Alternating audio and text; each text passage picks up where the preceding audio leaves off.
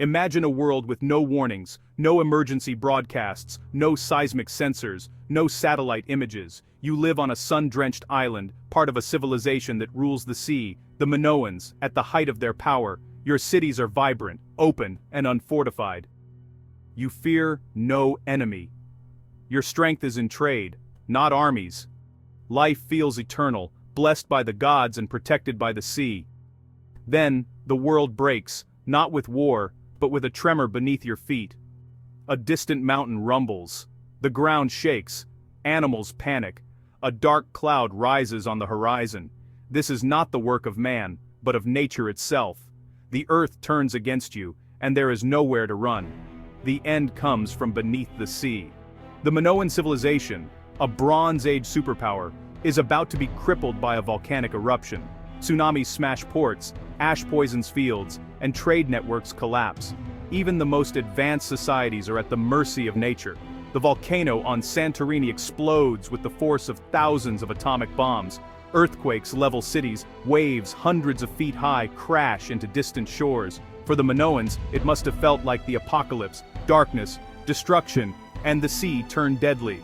Their world ends, powerless to stop it. Why care about a civilization that vanished over 3,000 years ago? The Minoans were a globalized society, their trade networks connecting the Mediterranean, much like our interconnected world today. Their collapse is a stark reminder, even advanced civilizations are fragile. We build on coastlines, depend on global supply chains, and face threats like climate change. The Minoans faced a single catastrophic eruption. We face a range of disasters, both sudden and slow. Studying their fate reveals our own vulnerabilities. Modern disasters, volcanic eruptions, tsunamis, still disrupt our world. The Minoan story forces us to ask, how resilient are we? What happens if disaster strikes our critical systems? Their collapse shows how a single event can trigger economic ruin, famine, and social upheaval. By digging into their past, we hold up a mirror to our own time. Who were the Minoans? Masters of the Aegean, their home on Crete was a center of Bronze Age culture. Unlike later warrior societies, the Minoans were merchants, artists, and engineers. Their palaces, like Knossos, were sprawling complexes filled with light, art, and advanced plumbing.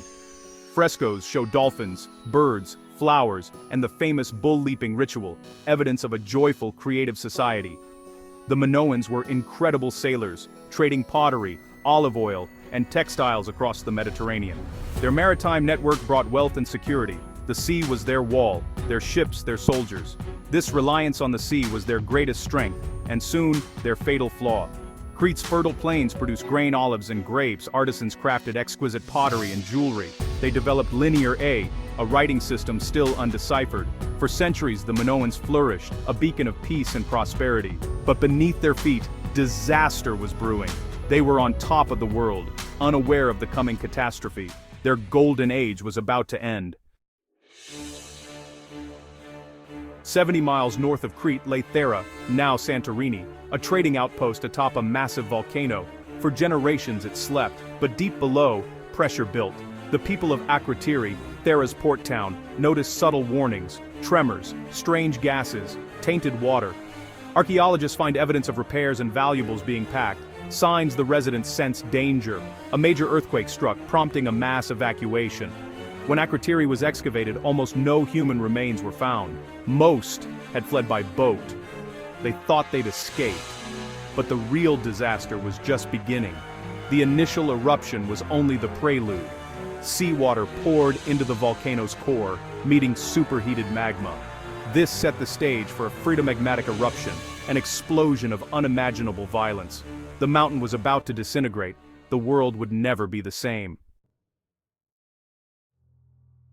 Around 1600 BCE, Thera erupted, one of the most violent events in human history. A deafening roar, a colossal plume of ash and rock shot 20 miles high. The sky turned black, the sun vanished, darkness fell for days. Pyroclastic flows, superheated avalanches obliterated Thera, boiling the sea.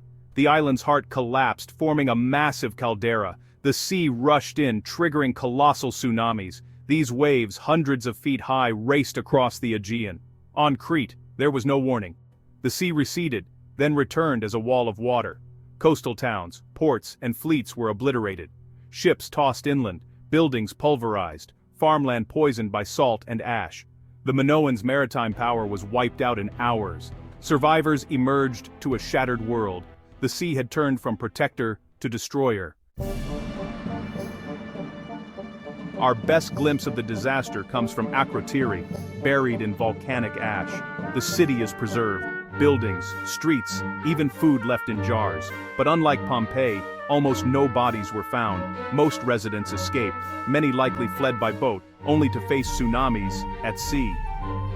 On Crete, archaeologists find tsunami debris, shattered pottery, and abrupt destruction. Inland, palaces show earthquake and fire damage.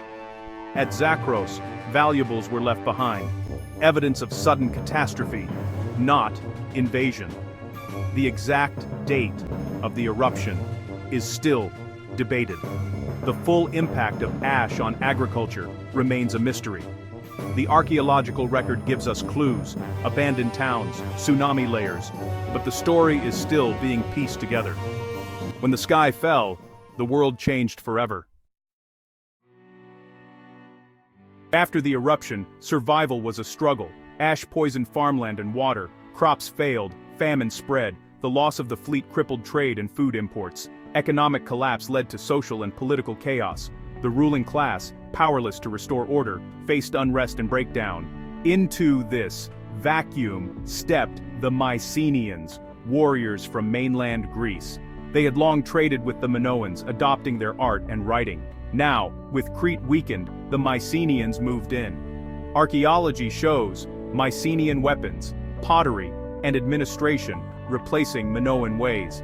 The Minoan civilization didn't vanish overnight, but it was mortally wounded. Gradually, it was absorbed by the more militaristic Mycenaeans. The age of the Sea Kings was over, a new era had begun. The Thera eruption's impact was global. Ash and sulfur cooled the climate, causing failed harvests worldwide. Tree rings and ice cores show evidence of a volcanic winter.